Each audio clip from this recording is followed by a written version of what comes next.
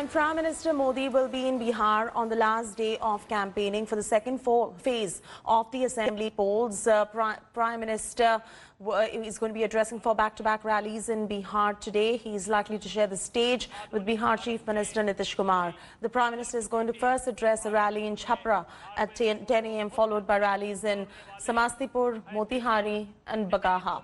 Last week, Prime Minister addressed rallies in Sasaram, Gaya, Bhagalpur and Patna. Prime Minister also launched a scathing attack at Opposition Chief Ministerial face Tejasvi Yadav, calling him the Crown Prince of Jungle Raj. He even dubbed the 15-year-old long RJD rule a dark chapter in Bihar's history.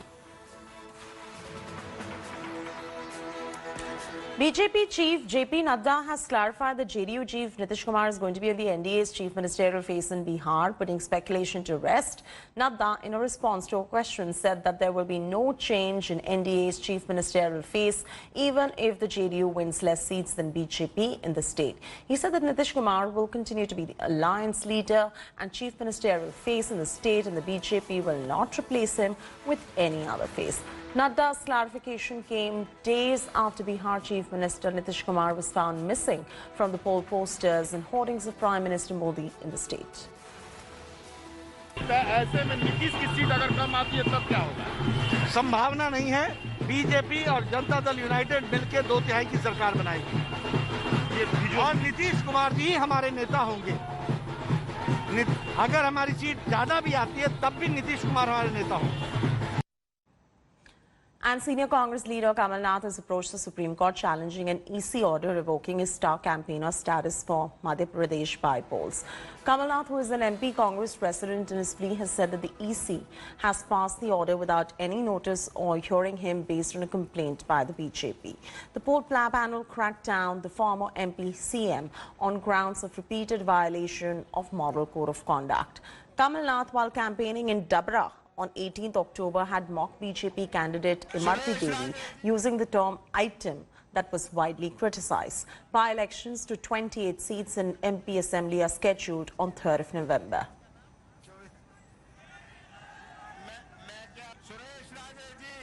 हमारे उम्मीदवार हैं, सरल स्वभाव के, सीधे साधे हैं। ये तो करेंगे, ये उसके जैसे नहीं है। क्या उसका नाम जो मैं क्या उसका नाम लूं? आप तो उसको मेरे से ज्यादा पहचानते हैं। आपको तो मुझे पहले ही सावधान कर देना चाहिए था। ये क्या आइटम है? ये क्या आइटम है? Rajasthan has introduced 3 bills in the state assembly to counter centre's recently introduced 3 contentious farm laws. The state government has said that the bills aim to protect the system of MSP, which is minimum support price, and contains the provision of punishment in case of harassment of farmers. This is, of course, coming in after Punjab passed state farm bills striking down key provisions of centre's laws. Here's a look at our story.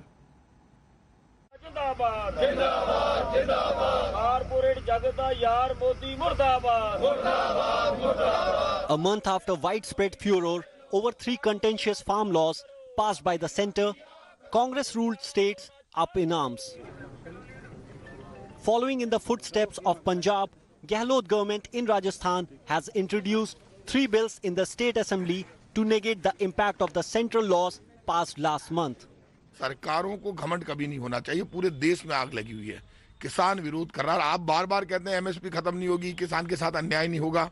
तो आप पूरे किसान संगठनों को बुलाकर बात करते, opposition पार्टियों को बुलाकर बात करते, पूरे मामले को सॉल्व करते। ना तो आपने मामले को सॉल्व किया, आप मनमानी पर आ गए। स्टेट गवर्नमेंट्स को पावर है, हमको उन पावर के तहत हम जो 3 किसान विरोधी बिल केंद्र की मोदी सरकार लेकर आई है, उसके विरोध में किसानों को सुरक्षा देने के लिए, खेत खलियान को बचाने के लिए, उनके मूल अधिकारों की सुरक्षा के लिए, एमएसपी को बचाने के लिए बिल लेकर आ रहे हैं। The 3 farm bills tabled by Rajasthan's Parliamentary Affairs Minister Shanti Dhariwal contains provisions of punishment in case of harassment of farmers. It proposes imprisonment from 3 to 7 years with or without a fine of rupees 5 lakh if any person, company or corporate house or any other association or body of persons harasses farmers.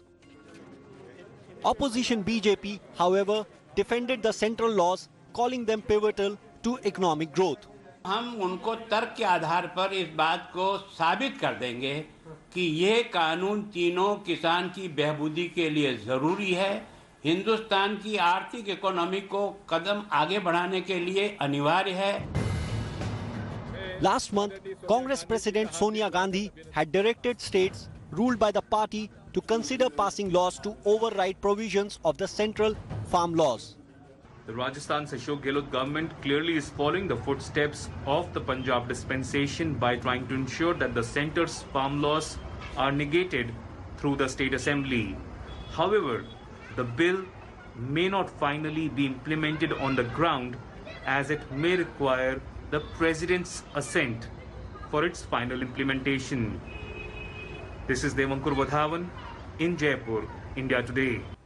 And Delhi has reported more than 5,000 new cases for the fourth day in a row. The national capital on Saturday added 5,062 fresh cases, pushing capital's total tally to over 3.8 lakh cases. 41 fresh deaths were reported.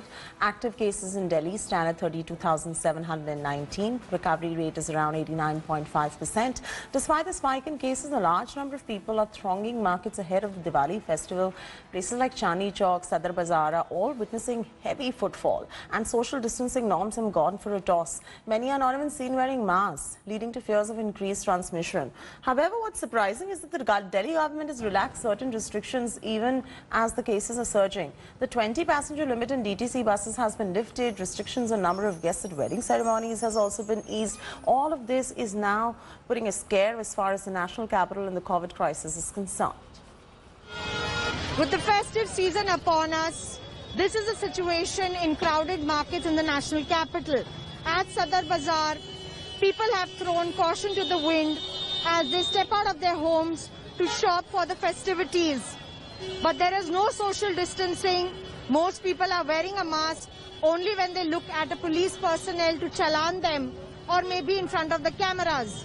However, all the norms of social distancing are not being followed. And with crowded places like this, and especially a rise in corona cases in the national capital, there is an impending problem that we are staring at.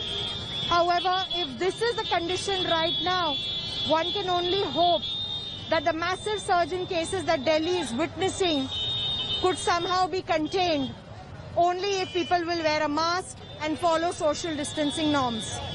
With Ritesh Mishra, this is Milan Sharma for India Today. In a bizarre incident from Uttar Pradesh's Aligarh, a cop was dragged by miscreants in a moving car. According to reports, incident took place at Tapal village of Aligarh district on Friday. In the video surfaced on social media, miscreants dragged cop on the car's bonnet, where he attempted to stop the vehicle for checking. Police have registered a case under IPC section 307 and arrested the car's owner. Meanwhile, the driver is still at large and probe in the matter is underway.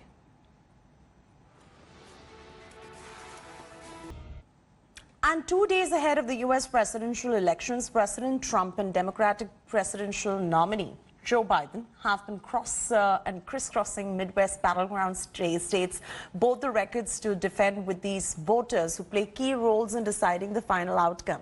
Here's a look at this report on the U.S. presidential elections. The presidential candidates know the Midwest will be crucial to winning this election, and both Donald Trump and Joe Biden visited Minnesota and Wisconsin on Friday, with Biden also going to Iowa and Trump to Michigan. The president returned to the themes that served him well in the last election: protecting workers from the offshoring of jobs and the trade deals favored by Wall Street and multinational corporations. And he does have an achievement welcomed by U.S. trade unions to point to: his successful renegotiation of the North American Free Trade Deal, or NAFTA. A vote for me is to keep and create auto jobs and all sorts of jobs in Michigan where they belong. I ended the NAFTA nightmare and replaced it with the brand new USMCA. Just kicked in. You know how I know it's good? Because Mexico and Canada aren't so happy. President Obama had also campaigned on renegotiating NAFTA, but instead he signed the U.S. up to another international trade deal, the Trans-Pacific Partnership, which unions felt would just multiply the jobs lost to other countries. It's clear Joe Biden is aware of the suspicion among blue-collar workers of his record, both at Obama's side as vice president and before. Nonetheless, he continues to tout what he says was once a booming economy that Trump was handed in 2017. He inherited a strong economy from Barack and me. Well, like everything else he inherited, he squandered it. As a senator, Biden long fought for the credit card companies of Delaware that made up his donors against those forced to max out their debt, and often advocated cutting health and pension benefits for the poor. But now Biden insists he's learned from the progressive wing of the party. You know who really built this country? It wasn't Wall Street.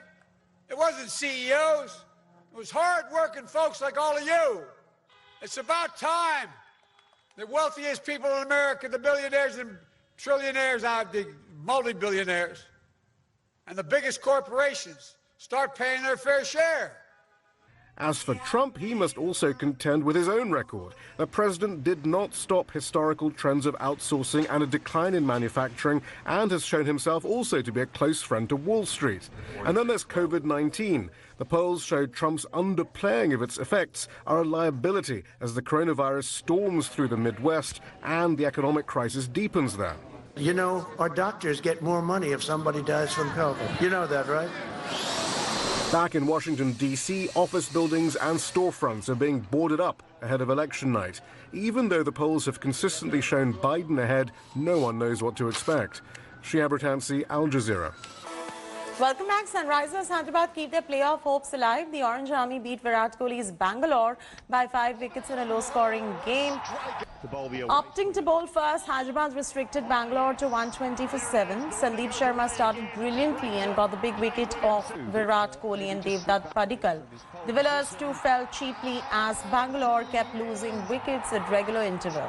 Jason Holder too picked up 2 wickets as RCB managed just 120 at loss of 7 wickets. In reply, Hyderabad chased down a total in 14.1 overs with 5 wickets in hand. Mumbai Indians registered their 9th win of the season. The defending champions thrashed Delhi by 9 wickets. Opting to bowl, Mumbai had a super start with the ball. Trent Bolt removed Shikhar and Prithvi Shaw cheaply. Delhi could never recover and kept losing wickets. Jasprit further derailed Delhi's innings with 3 wickets. Bolt and Bumrah shed 6 wickets as Delhi managed just 110 for 9. In reply, Ishan Kishan's unbeaten 72 helped Mumbai chase down total in 14.2 overs. And it's a Super Sunday in IPL 13. 2 crucial fixtures lined up in the first match of the day. Punjab is going to be taking on MS Dhoni's Chennai. Chennai out of the contention of top 4, but is going to be looking to spoil Punjab's party. Chennai edged Kolkata in a last-over thriller. It's going to be looking to end their campaign with a win. Punjab needs a win to stay alive in the tournament. A loss here will end Punjab's campaign. KL Rahul's men have 6 wins in 13 games so far. Abu Dhabi is going to be hosting the tie. Second match of the day is a knockout between Kolkata and Rajasthan. Both teams face off for a must-win scenario.